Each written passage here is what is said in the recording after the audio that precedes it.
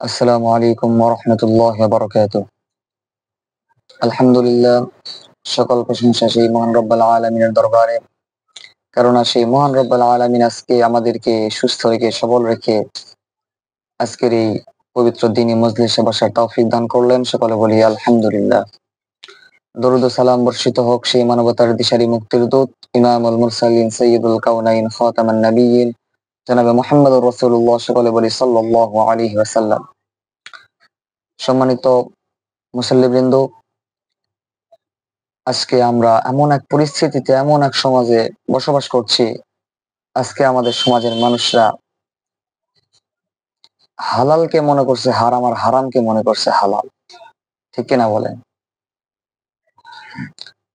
আল্লাহ তাআলা বলেছেন, তোমরা হালাল পথে উপার্জন করো, হারাম পন্থা কখনোই অবলম্বন করো না। কিন্তু আজকে আমরা হালালকেই মনে করছি হারাম আর হারামকে মনে করছি হালাল।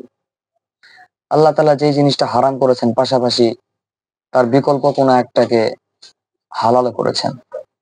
যেমন আল্লাহ তাআলা সুদকে করেছেন হারাম, ব্যবসাকে করেছেন হালাল।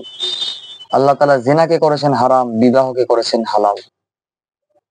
তো যাই হোক, আমি এতটুকুই আপনাদের কাছে আরজি রাখি যে আমরা সবাই হালাল হারাম বেছে উপার্জন করবো ইনশাআল্লাহ। সর্বদা হালাল পথে উপার্জন করব এবং হারাম পন্থা কখনোই আমরা অবলম্বন করব না। আসসালামু আলাইকুম ওয়া রাহমাতুল্লাহ।